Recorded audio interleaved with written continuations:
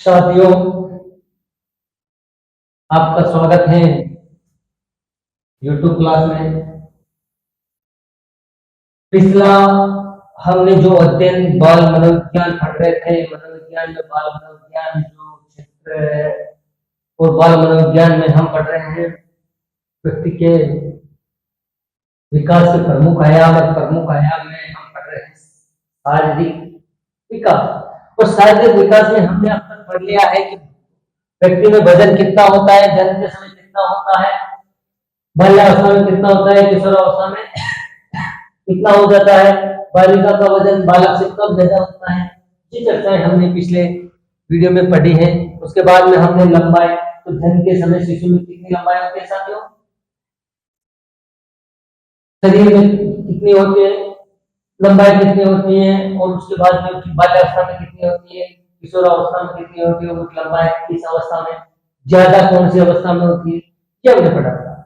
आगे बढ़ा था हमने सिर और मस्तिष्क का विकास। सिर और मस्तिष्क का विकास बाल्यावस्था में कितना होता है, वजन कितना होता है, मस्तिष्क का किशोरावस्था में कितना होता है, पूर्ण व्यक्ति में मस्तिष्क का विकास कितना होता है या वजन कितना होता है। दांतों का हमने पिछला वीडियो पढ़ा था, उसमें हमने पढ़ा था कि दांतों की संख्या कितनी होती है। दूध के दांत 6 माह के बालक में आ जाते हैं। 4 वर्ष के बालक के संपूर्ण दांत जो दूध के दांत कहे जाते हैं आ जाते हैं।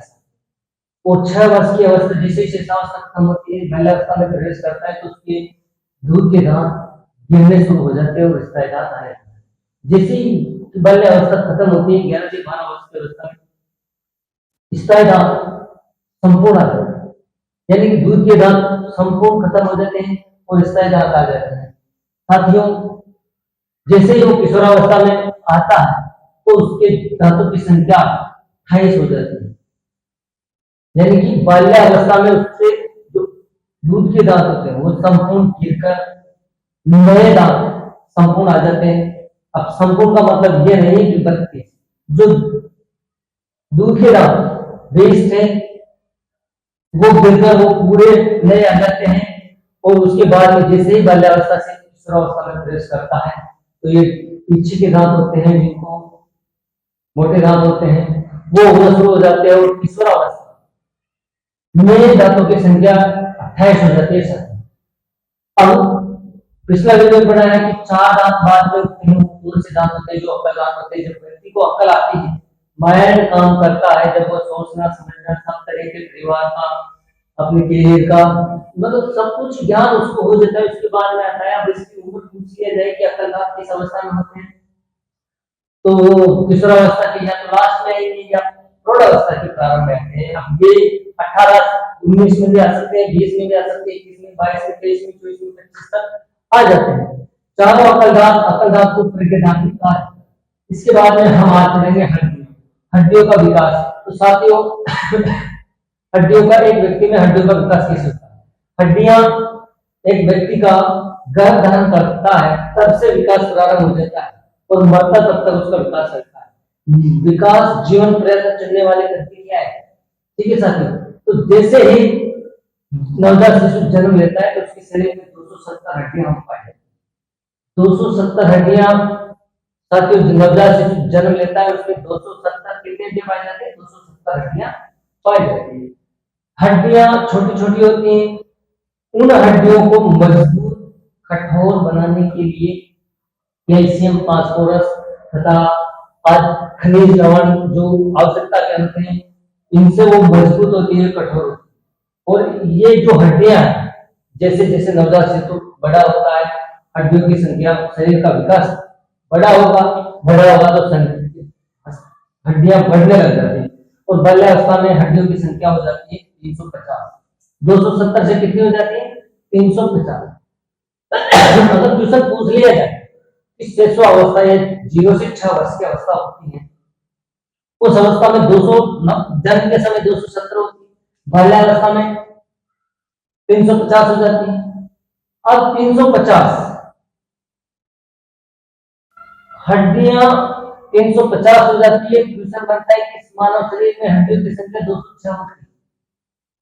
तो साथियों, जैसे ये 350 होती है, जैसे जैसे बालक किशोरावस्था में जाता है तो हड्डियां जुड़ना शुरू हो जाती है।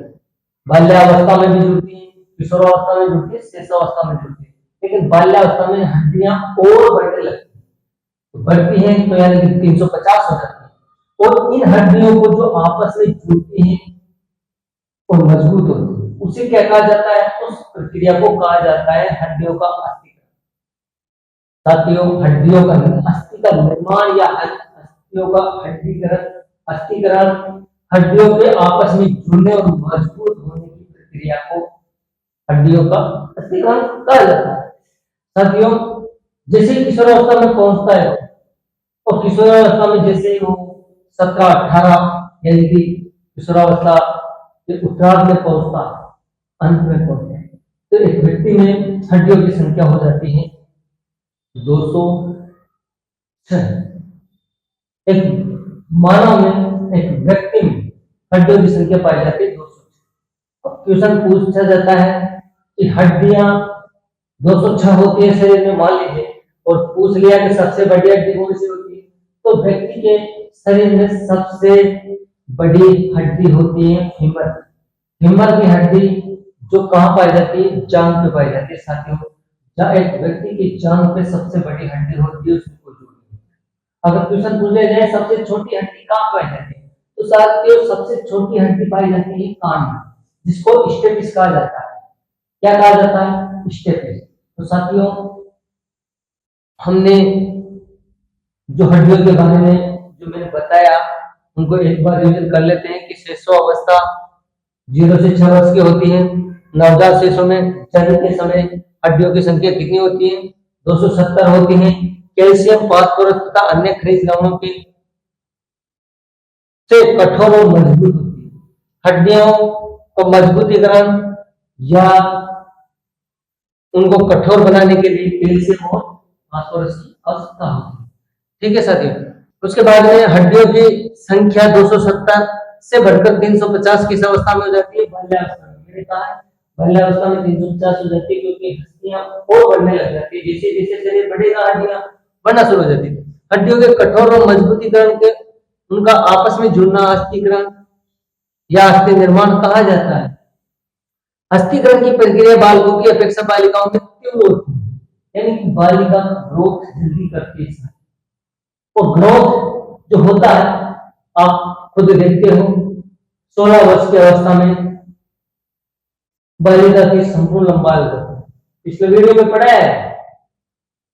तो बालिका तीव्र गति से ग्रोथ करती है, उनकी हड्डियां और उनकी अस्थिकरण तीव्र होता है। उसके बाद में किशोरावस्था जो 6 से 12 से 18 होती है, इस अवस्था में अस्थिकरण की प्रक्रिया पूर्ण हो जाती है, यानी कि हड्डियां संपूर्ण विकास करके वापिस 206 हड्डियों के निर्माण पे आ जाती है। अस्थिकरण पूरा हो जाता है। इस अवस्था में हड्डियों की संख्या 206 रह जाती है। शरीर की सबसे बड़ी और सबसे छोटी हड्डी, तो सबसे छोटी हड्डी कान में पाई जाती है, स्टेपिस कहा जाता है, और सबसे बड़ी हड्डी फीमर जो जांघ पे पाई जाती है।